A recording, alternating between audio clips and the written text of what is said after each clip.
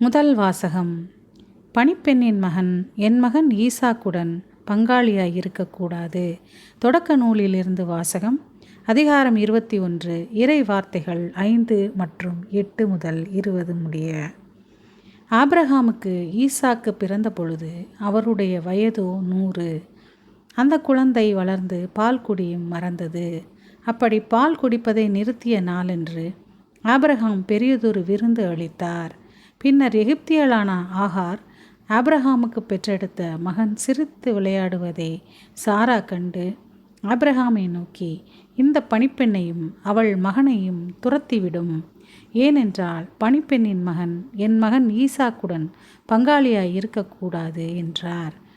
தன் மகனுக்கு எதிரான இவ்வார்த்தை ஆபிரகாமுக்கு மிகுந்த வேதனை அளித்தது. அப்போது கடவுள் ஆபிரகாமை நோக்கி, பையனையும் பணிப்பெண்ணையும் குறித்து வேதனைப்படாதே. சாரா உனக்கு சொல்வதையெல்லாம் அப்படியே செய். ஏனெனில் ஈசாக்கின் மூலமே உன் வழிமரபு விளங்கும். உன் பணிப்பெண்ணின் மகனும் உன் வித்தாயிருப்பதால் அவனிடமிருந்து இனம் ஒன்று தோன்றச் செய்வேன் என்றார். எனவே ஆபிரகாம் காலையில் எழுந்து அப்பத்தையும் தோற்பை நிறைய தண்ணீரையும் எடுத்து ஆகாரிடம் கொடுத்தார். அவற்றை அவள் தோள் மேல் வைத்து குழந்தையையும் அவளுடன் அனுப்பி வைத்தார். அவளும் புறப்பட்டு போய் பெயர்சேபா என்னும் பாலை நிலத்தில் அலைந்து திரிந்தாள். தோற்பையில் இருந்த தண்ணீர் தீர்ந்த பின் அவள் புதர் ஒன்றின் அடியில் குழந்தையை கிடத்தினாள். பின்பு அவள் முன்புறம் சென்று அம்பு ஏறி துரத்த அளவில் உட்கார்ந்து கொண்டாள். குழந்தை சாவதை பார்க்க சகியேன் என்று கூறி முன்புறமிருந்து கொண்டே கூக்குரலிட்டு அழுதாள். அப்போது கடவுள் பையனின் அழுகுரலை கேட்டார். ஆண்டவரின் தூதர் வானத்தினின்று ஆகாரை கூப்பிட்டு, ஆகார், உனக்கு நிகழ்ந்தது என்ன?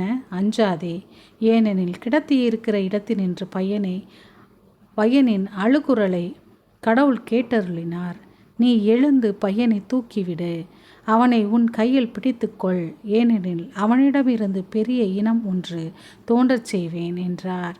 அப்பொழுது கடவுள் அவள் கண்களை திறந்துவிட அவள் நீருள்ள கிணற்றை கண்டாள். அங்கு அவள் சென்று தோற்பையை நீரால் நிரப்பி பையனுக்கு குடிக்க கொடுத்தாள். கடவுளும் பையனோடு இருந்தார். அவன் வளர்ந்து பாலை நிலத்தில் குடியிருந்தான். அம்பு எய்வதில் வல்லவன் ஆனான். இது ஆண்டவரின் அருள்வாக்கு. இறைவா, உமக்கு நன்றி. பதிலுரை பாடல். திருப்பாடல் 34. பல்லவி. இந்த ஏழை கூவி அழைத்தான், ஆண்டவர் அவனுக்கு செவி சாய்த்தார். இந்த ஏழை கூவி அழைத்தான், ஆண்டவர் அவனுக்கு செவி சாய்த்தார். அவர் எல்லா நெருக்கடியினின்றும் அவனை விடுவித்து காத்தார்.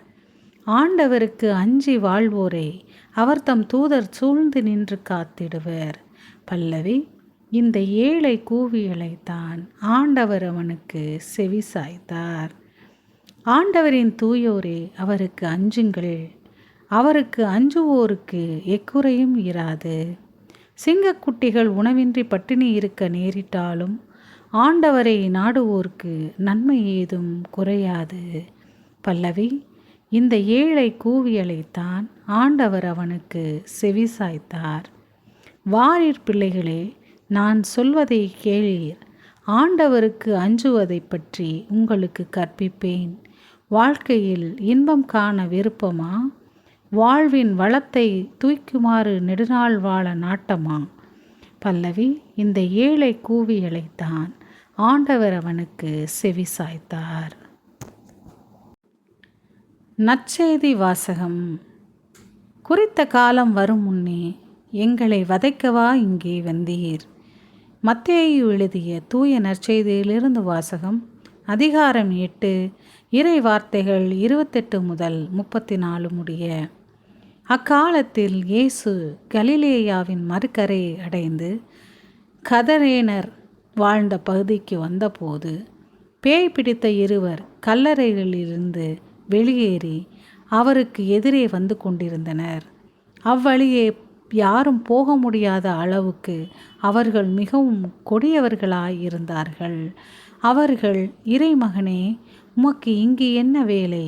குறித்த காலம் வரும் முன்னே எங்களை வதைக்கவா இங்கே வந்தீர் என்று கத்தினார்கள். அவர்களிடமிருந்து சற்று தொலையில் பன்றிகள் பெருங்கூட்டமாய் மேய்ந்து கொண்டிருந்தன. பேய்கள் அவரிடம், நீர் எங்களை ஓட்டுவதாய் இருந்தால் அப்பன்றி கூட்டத்திற்கு எங்களை அனுப்பும் என்று வேண்டின. அவர் அவற்றிடம், போங்கள் என்றார். அவை வெளியேறி பன்றிகளுக்குள் புகுந்தன. உடனே அக்கூட்டம் முழுவதும் செங்குத்து பாறையிலிருந்து கடலில் பாய்ந்து நீரில் வீழ்ந்து மடிந்தது. பன்றிகளை மேய்த்து கொண்டிருந்தவர்கள் ஓடிப்போனார்கள். அவர்கள் நகருக்குள் சென்று பேய் பிடித்தவர்களை பற்றிய செய்தியையும் நடந்த அனைத்தையுமே அறிவித்தார்கள். உடனே நகரினர் அனைவரும் இயேசுவுக்கு எதிர்கொண்டு வந்து அவரை கண்டு தங்கள் பகுதியை விட்டு அகலுமாறு வேண்டிக் கொண்டனர். இது ஆண்டவரின் அருள்வாக்கு. கிறிஸ்துவே உமக்கு புகழ்.